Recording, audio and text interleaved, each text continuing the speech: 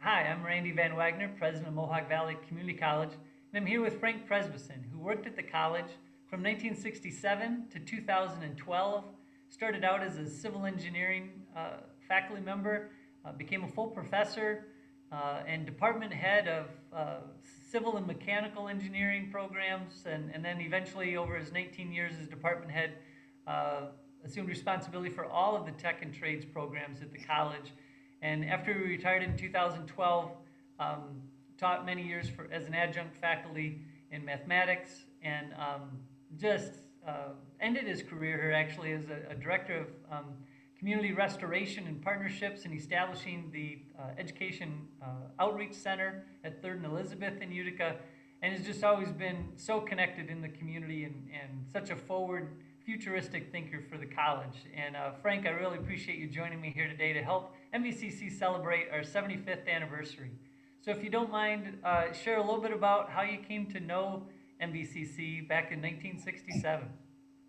Well, it's kind of interesting because in high school, I thought of either being an engineer, and I wasn't sure which one what kind at the time, or teaching. And I really did think I wanted to teach. And I was going to, I think, going to a state teaching college at the time, which was eventually SUNY. And my father told me, no, why don't you go into engineering and you could always turn around and teach it. And that made an awful lot of sense to me. So I went to Clarkson University, and I did choose as a last minute choice civil engineering. So I was there, and I still wasn't sure if I wanted to be an engineer or teach engineering. But I stayed there. They offered me a great opportunity to get my master's at Clarkson. It was to build a road site. And so it was construction and then documentation and all sorts of research on temperature variations and everything. So, and frost depth. So, anyway, it came time to look for a job. And I decided I was going to look into teaching. And with a master's degree, I thought, let me look at 2-year schools in the SUNY system. And I don't want to mention any other names, but one of them was MVCC. And I looked at the civil engineering tech at these, there are 5 schools that had it in upstate New York. And there's no doubt in my mind that MVCC had the best curriculum. They had the best soils course, the best surveying courses, route surveying and land surveying. The mathematics was very strong. Uh, the highway design at the time, eventually was transportation engineering, was very strong. So I decided to interview there. And what was really funny when I looked at who was would be interviewing me, my math teacher in my sophomore year, calculus 2, I think it was, calculus 3, no, it was calculus 2, my freshman year, was the dean at MVCC. He had left Clarkson and became the dean of academics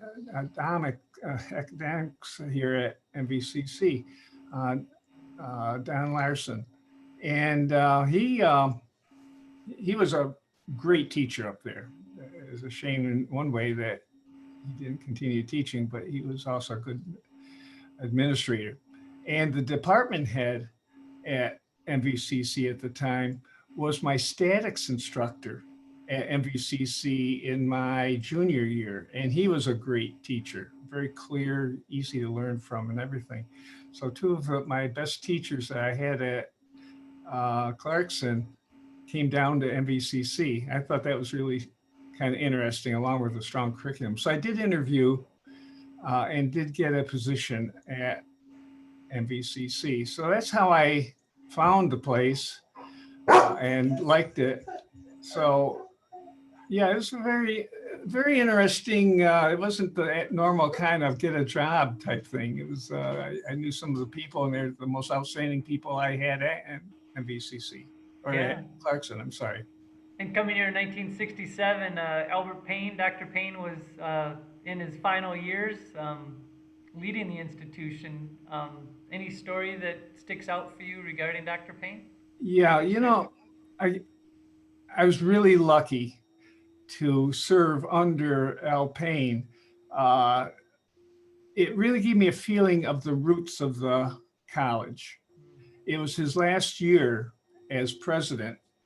And what I remember of him is he was extremely dedicated to making MVCC strong curriculum, having strong curriculum, easy to transfer to a four-year school, really get the students to learn whatever the curriculum was. And his wife kind of paired with him. If you went to an evening meeting, he and she would be there. If it was late afternoon meeting, sometimes she would show up, and they were really a team. And he was just extremely dedicated to making the college a strong community college in academics. And it was a very new campus at the time. That's the other thing. It was a very small campus. Well, we moved to it in 1960, so I came 67 the fall. So it's only 7 years old. And I didn't realize that at the time. It looked like a mature campus to me, just that didn't have many buildings. But it, it was really interesting to see him operate. It was really sad to see him go. I only knew him for 1 year, but he the other thing that was important back then is everything was in the academic building. Yeah. The president's office was in the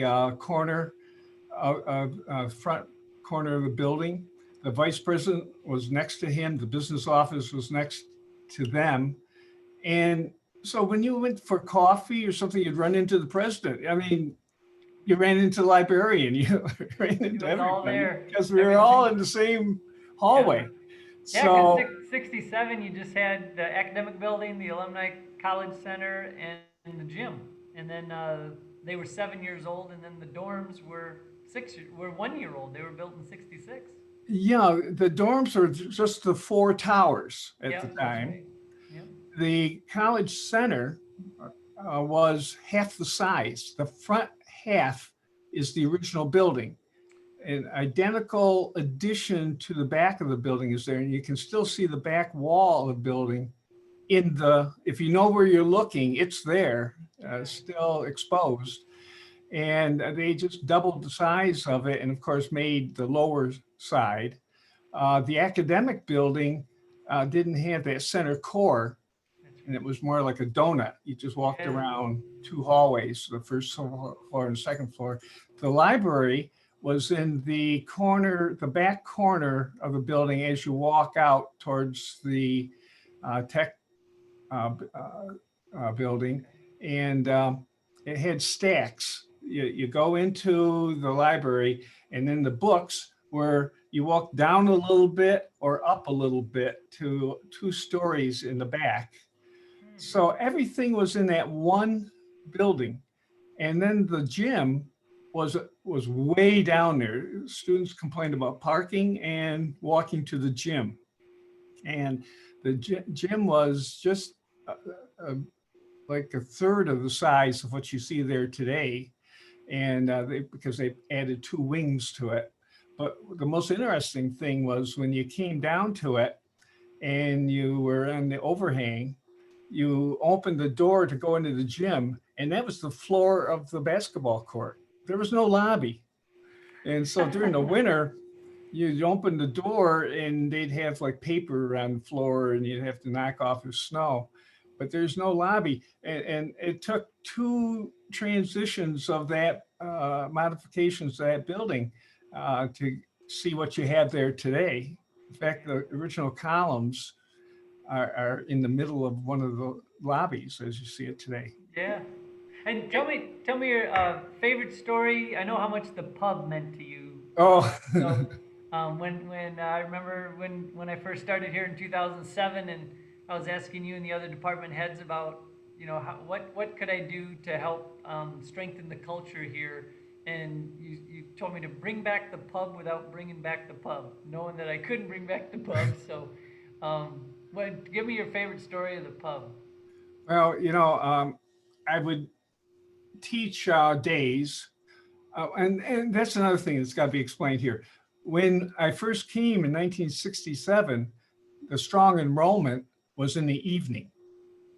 The A1 parking lot was the only parking lot. There was one down by the gym also, but in the evening it was completely full. But in the day it was half empty. The enrollment of the day had to be like 25% of the evening.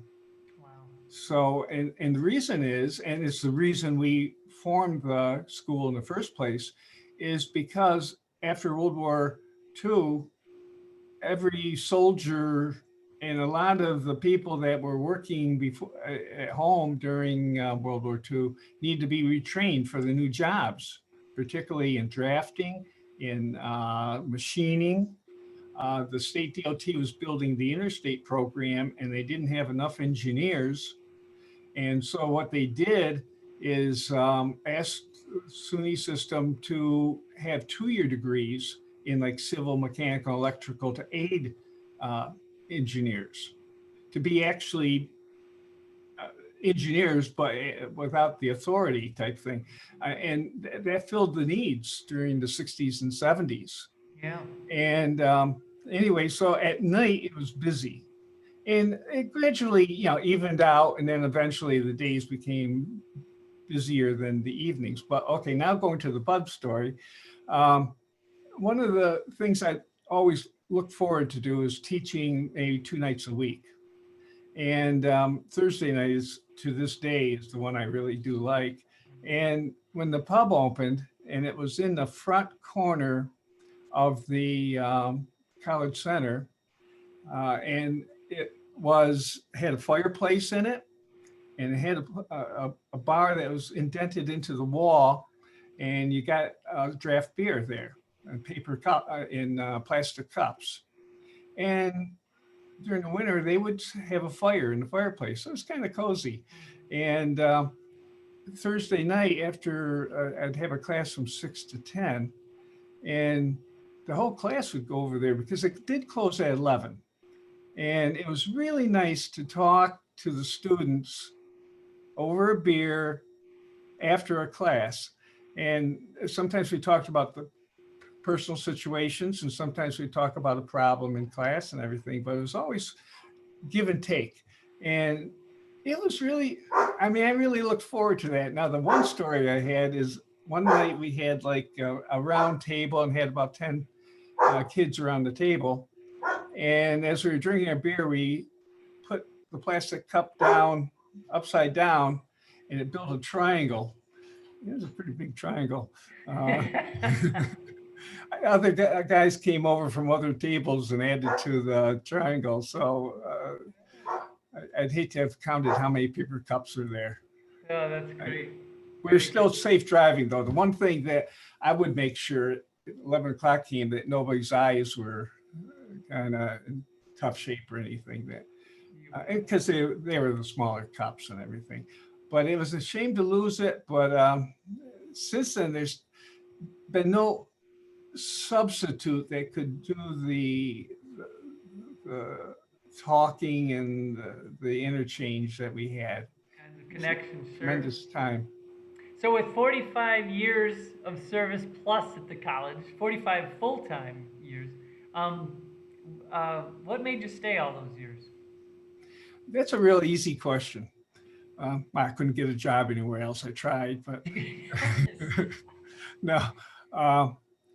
Yeah, I was there for 45 years, but there are 45 different years. The college, when I first came, as I was saying, was a very simple, almost like a high school with college curriculum, because it's in one building, and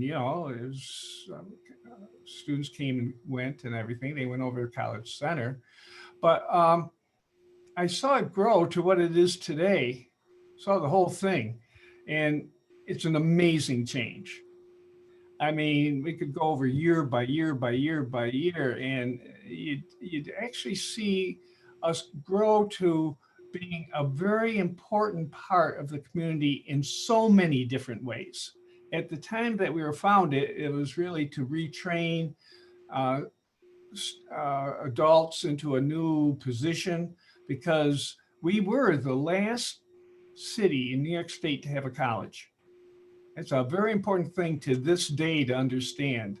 Yeah. Syracuse had colleges in Albany and Schenectady and Binghamton and Rochester and Buffalo. Utica had no college. High school was it until 1946 when we founded both Utica College and Mohawk Valley Technical Institute, which became the college.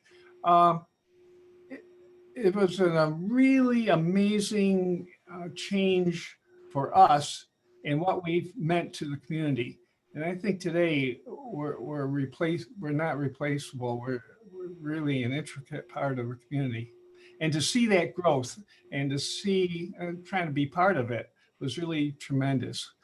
And the other thing is the curriculum, always on top of it. Um, Whether it be in the civil engineering tech or whether it be in engineering science transfer credit or in nursing in the health areas, we always were looking for the next step. And I think that can be spoken today as well as back then.